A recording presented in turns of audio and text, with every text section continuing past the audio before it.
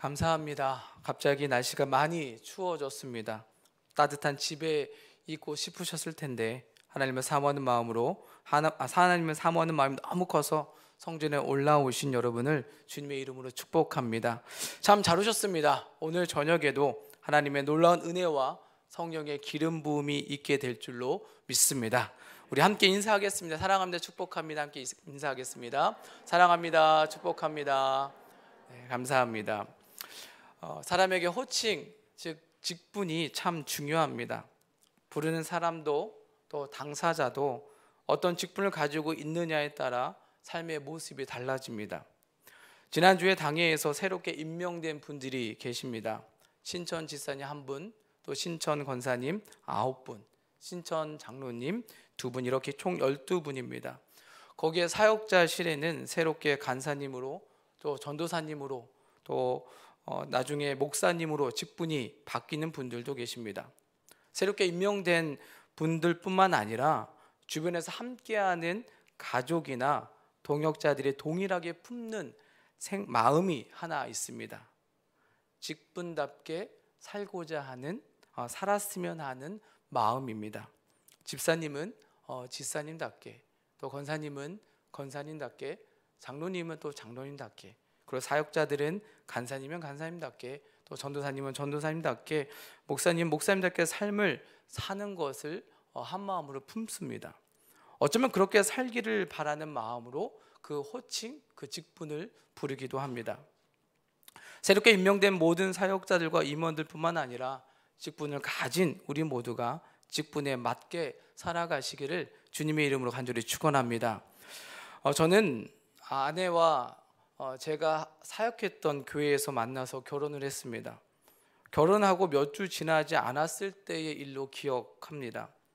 수요 예배인지 금요 심야 예배인지 정확하게 기억은 나지 않지만 모든 예배가 끝난 후에 몇 명의 교인들과 함께 교회 1층 로비에서 이야기를 하고 있었습니다. 시간이 좀 늦은 시간이었습니다. 그때 제가 아내에게 했던 말 때문에 주변에 있는 사람들을 웃게 만든 적이 있습니다. 제가 아내에게 이렇게 얘기했습니다. 왜 집에 안 가? 왜 제가 이런 말 했을까요? 제가 결혼한 거를 잊어버렸습니다. 그래서 왜 집에 안 가지? 집에 갈 시간이 이미 늦었는데 안 가니까 왜 집에 안 가? 이렇게 이야기를 한 것입니다. 그랬더니 주변에 있는 사람들이 이제 웃고, 또 저희 아내가 이상한 눈빛으로 저를 바라보았던 것이 아직도 생생합니다. 우리는 사람과 사람 사이의 관계를 맺고 살아갑니다. 어떤 관계를 맺고 있느냐에 따라서 삶의 모습이 달라집니다. 결혼하기 전과 후가 다르고요, 직분이 있고 없고도 다릅니다. 무엇보다도 중요한 것은 관계에 따라, 직분에 따라 우리의 삶이 달라집니다. 오늘은 선생에서 주님으로 라는 제목으로 말씀을 나누려고 합니다. 저와 여러분은 예수님을 어떤 분으로 고백하고 계십니까? 여러분이 부르는 예수님의 직분, 호칭은 무엇입니까? 선생님입니까? 아니면 주님입니까? 우리가 불러야 할 직분은 무엇입니까? 바라기는 오늘 저녁 말씀을 통해 우리의 고백이 선생님에서 주님으로 바뀌는 은혜가 있기를 주님의 이름으로 간절히 축원합니다. 오늘 본문의 이야기는 예수님께서 제자들을 부르신 장면입니다. 당시 예수님은 인기가 많았습니다. 많은 사람들이 예수님의 말씀을 듣기 위해 몰려들었습니다. 많은 무리가 모이자 예수님은 그들에게 말씀을 전하기 위해 주위를 둘러보았습니다. 때마침 어부들이 배에서 나와 그물을 씻고 있었습니다. 예수님은 시몬의 배에 오르셔서 육지에서 조금 떼기를 청하셨습니다. 그리고 배 위에서 무리를 향해 가르치기 시작했습니다. 말씀을 마치고 시몬에게 예수님께서 말씀하셨습니다. 깊은 데로 가서 그물을 내려 고기를 잡으라. 베드로는 밤이 새도록 고기를 잡으려 노력했지만 잡지 못한 상황이었습니다. 그래도 베드로는 예수님께 이렇게 대답했습니다. 선생님, 우리들이 밤이 새도록 수고했지만 고기를 잡지 못했습니다. 그러나 선생님의 말씀이니 우리가 순종해 보겠습니다. 베드로는 예수님께서 우리에게 하시는 말씀을 함께 들었습니다. 듣고 그분이 심상치 않은 분이라는 생각을 했습니다. 좋은 말씀, 그동안 듣지 못했던 말씀을 해 주었기 때문입니다. 그래서 그는 예수님을 향해 선생님이라고 말했고 말씀에 순종했습니다. 베드로는 깊은 곳에 가서 그물을 내렸습니다. 그랬더니 고기를 잡는 것이 힘이 많아서 그물이 찢어질 정도로 많이 잡혔습니다. 이에 다른 배에 있는 동무들의 손짓하여 도와달라고 했습니다. 얼마나 많이 잡혔는지 두 배 모두 물에 잠길 정도였습니다. 베드로는 이 놀라운 광경을 보고 예수님께 달려갑니다. 그리고 예수님의 무릎 아래 바짝 엎드립니다. 그리고 예수님께 이렇게 말하지요. 주여 나를 떠나소서. 나는 죄인으로소이다. 베드로는 지금 자기 눈앞에 펼쳐진 놀라운 일 때문에 주님이 떠나시기를 간구합니다. 놀라는 시몬을 향해 예수님께서 이렇게 말씀하시죠. 무서워하지 말라. 이제 후로는 내가 사람을 취하리라. 이 말을 들은 베드로와 그 형제 안드레 그리고 동역자인 야고보와 요한 이 모든 것을 버려두고 예수님을 따르게 됩니다. 베드로는 예수님을 처음에는 선생님으로 고백했습니다. 그런데 놀라운 광경을 보고 난 이후에는 주님으로 고백합니다. 저는 오늘 선생님과 주님 이 두 단어의 차이에 대해서 말씀을 나누고 싶습니다. 이 두 고백의 단어가 신앙생활하는데 어떠한 차이를 갖게 되는지 오늘 본문과 또 예수님을 만났던 인물들의 고백을 통해서 깨닫기를 원합니다. 그럼 예수님과 주님의 고백의 차이는 무엇일까요? 첫 번째로 선생님으로 고백하는 자는 무리이지만 주님으로 고백하는 자는 제자입니다. 예수님이 계시는 곳에 많은 무리들이 찾아왔습니다. 왜 예수님을 찾아왔습니까? 예수님께 무엇인가를 얻기 위해 찾아왔습니다. 좋은 말씀을 듣기 위해 또 배우기 위해 찾아왔던 것입니다. 또 어떤 이들은 예수님께 고침받기 위해서 예수님을 찾아왔습니다. 이렇게 수많은 무리들이 예수님을 찾아왔습니다. 너무 많으니 예수님께서 배를 육지에서 띄어서 말씀을 전하게 되었던 것입니다. 여러분, 무리는요 얻기 위해 예수님을 찾습니다. 그러나 제자는 얻기 위해 예수님을 찾지 않습니다. 제자는 예수님을 위해 버리는 자입니다. 오늘 본문에서도 예수님의 제자가 되기로 한 이들이 어떻게 행동했습니까? 11절 말씀에 그들이 배들을 육지에 대고 모든 것을 버려도 예수를 따르니라 라고 말씀합니다. 많은 사람들이 예수님을 쫓아다녔습니다. 그런데 대부분은 예수님께 무엇인가를 얻기 위해 따라다녔습니다. 그런데 제자는 아닙니다. 제자는 예수님을 위해 버렸습니다. 교회 안에도 무리와 제자가 있습니다. 여러분, 어떤 사람이 무리일까요? 무리는 얻기만을 위해서 오는 사람을 말합니다. 좋은 말씀을 듣기 위해 옵니다.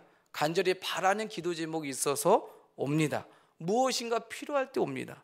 이 모든 것이 나쁘다라는 말씀은 아닙니다. 당연히 우리는 교회에 와서 부족한 것을 채워야 합니다. 얻은 것이 있어야 합니다. 문제는 거기에만 머물러 있는 것이 문제입니다. 얻는 것에만 집중하는 것이 문제입니다. 반면에 제자는 어떤 사람입니까?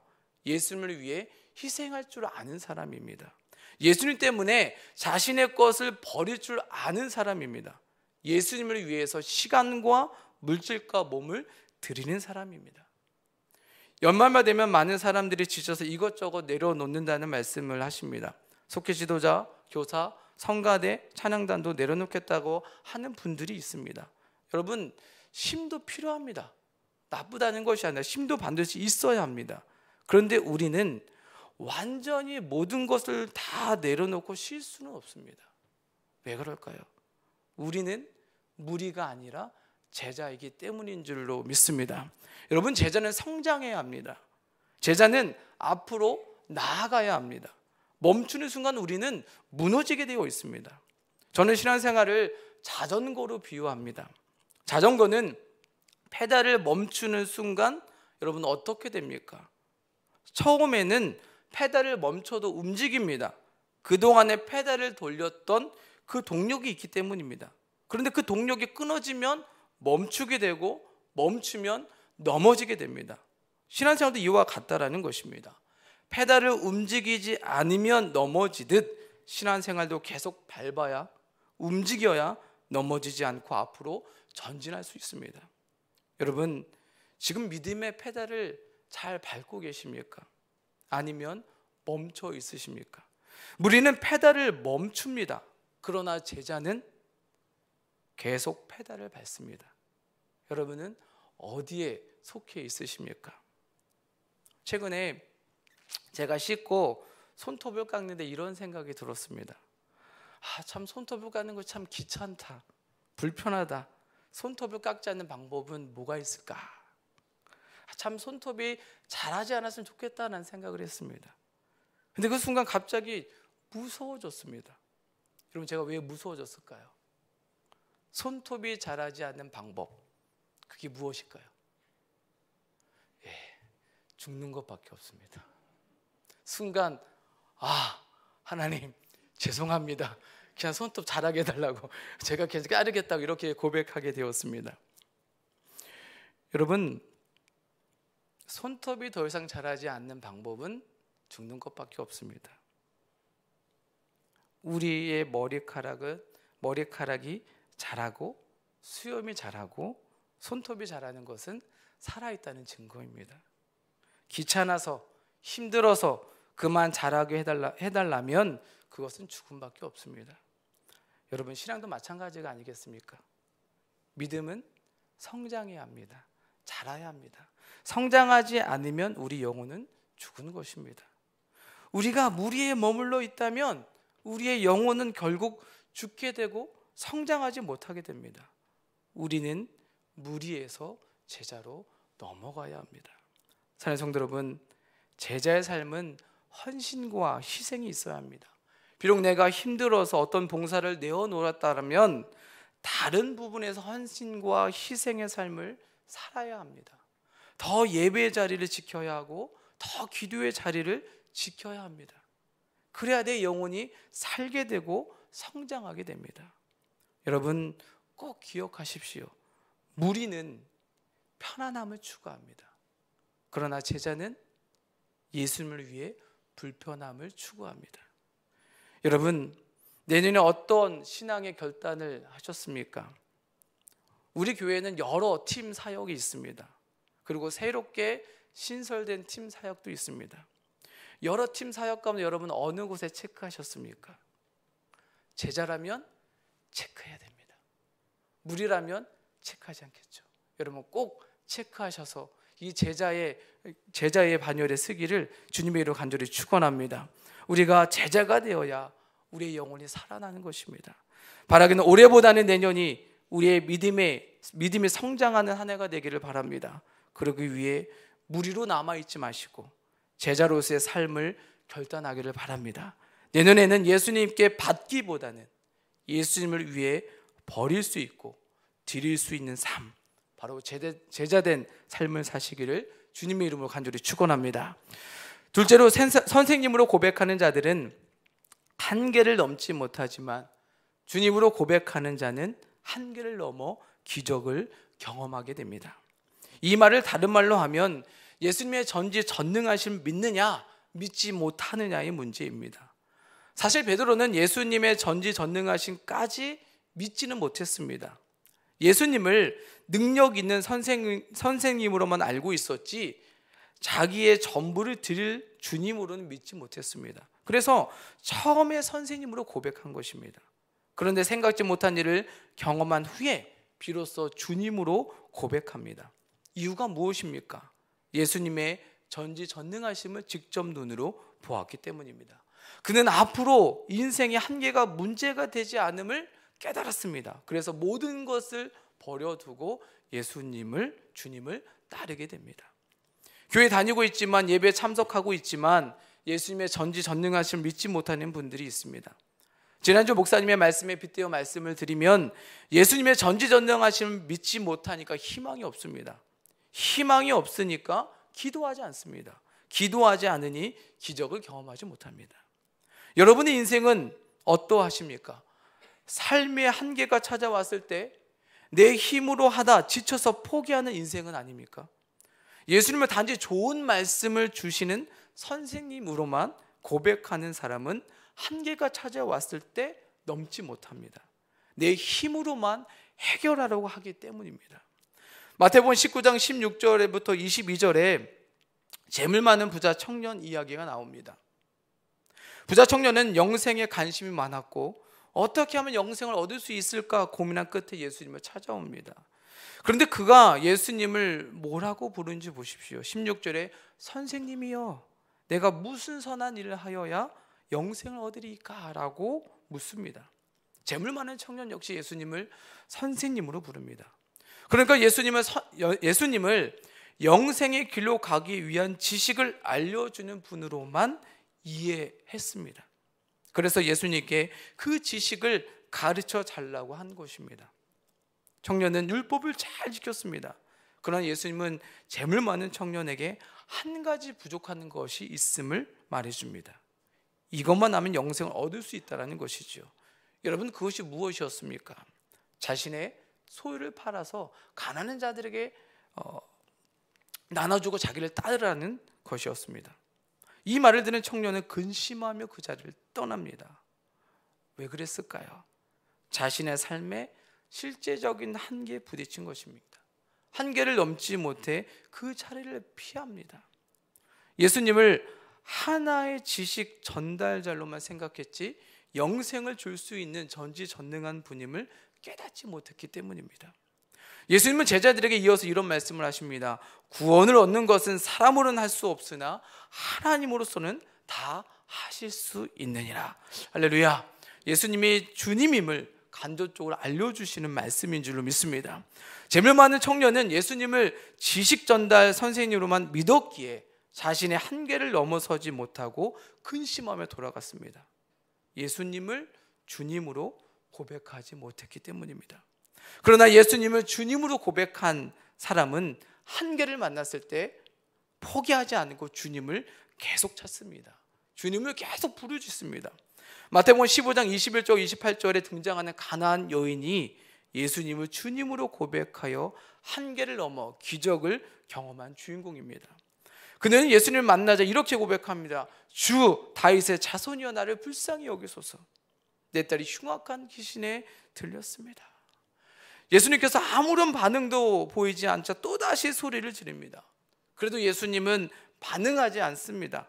자기는 이스라엘에 잃어버린 양 외에는 다른 데로 보내심을 받지 않았다고 말씀하십니다. 여인은 다시 소리칩니다. 주여 저를 도우소서. 개 취급을 당해도 여인은 예수님께 외칩니다. 주여 옳습니다. 개들도 제 주인의 상에서 떨어지는 부스러기도 먹지 않습니까? 여인은 끈질기게 예수님을 주님으로 부릅니다. 자기를 도와달라고 부르짖습니다. 결국 예수님께서 이 여인의 부르짖음에 응답해 주신 줄로 믿습니다. 사랑하는 성도 여러분, 여러분은 예수님을 주님으로 고백하고 계십니까? 전지전능하신 분이라고 고백하고 계십니까? 그런데 왜 한계를 만났을 때 가나안 여인처럼 부르짖지 않으십니까? 왜 기도의 자리에 나오지 않으십니까? 문제와 한계를 만났을 때 포기하고 절망하고 쓰러지고 계십니까? 예수님을 좋은 선생님으로만 인정하고 있는 것은 아닙니까? 이 문제는 예수님이 해결해 주실 수 없는 부분이라고 믿고 있는 것은 아닙니까? 여러분, 예수님을 정말 주님이라고 고백하는 성도는 다음의 말을 입에 달고 살아야 합니다. 우리 함께 따라해 볼까요? 사람은 할 수 없으나 하나님은 다 하십니다. 별로 믿음이 없어 보입니다. 다시 한번 해보겠습니다. 사람은 할 수 없으나 하나님은 다 하십니다. 아멘. 또 이런 말씀을 또 입에 달고 살아야 합니다. 주여 나를 도우소서. 여러분, 한계를 부딪힐 때마다 여러분 저는 할 수 없습니다. 하지만 하나님은 하실 수 있습니다. 주여 나를 도와주시옵소서. 이렇게 고백할 수 있는 믿음의 고백이 있기를 주님의 이름으로 간절히 축원합니다. 예수님을 잘 가르치시고 좋은 말씀만 주시는 분을 이해하고 고백한다면 예수님은 우리와 같은 사람일 뿐입니다. 당연히 어떤 능력도 기적도 나타낼 수 없습니다. 그러나 예수님을 예수님 하나님의 아들이라고, 주님이라고 고백하는 삶의 인생은 달라질 수밖에 없습니다. 예수님은 하나님의 아들이십니다. 이 땅에 오셔서 여러 기적을 행하신 전능하신 하나님인 줄로 믿습니다. 그렇게 우리는 예수님을 주님으로 고백해야 될 줄로 믿습니다. 바라기는 예수님을 주님으로 고백하여 우리가 넘을 수 없게 느꼈던 한계까지도 뛰어넘어 기적을 경험하시는 저와 여러분이 되시기를 예수 그리스도를 간절히 축원합니다. 셋째로 선생님으로 고백하는 자는 정보를 얻지만 주님으로 고백하는 자는 생명을 얻습니다. 오늘 본문에서 베드로는 이해할 수 없는 행동을 보입니다. 그물이 찢어질 정도의 많은 물고기를 잡고 난 후에 보여준 행동입니다. 예수님 때문에 많은 물고기를 잡았습니다. 그럼 여러분 어떤 행동을 보여야겠습니까? 예수님 앞으로 달려가 절하며 이렇게 말해야 될 것입니다. 예수님, 너무 감사합니다. 하루 종일 수고했는데도 우리는 물고기를 하나도 잡지 못했습니다. 그런데 예수님의 말씀대로 그물을 던져서 셀 수 없을 정도로 정말 많은 물고기를 잡았습니다. 그물이 찢을 정도로 많은 물고기를 잡았습니다. 이 은혜를 어떻게 갚아야 될까요?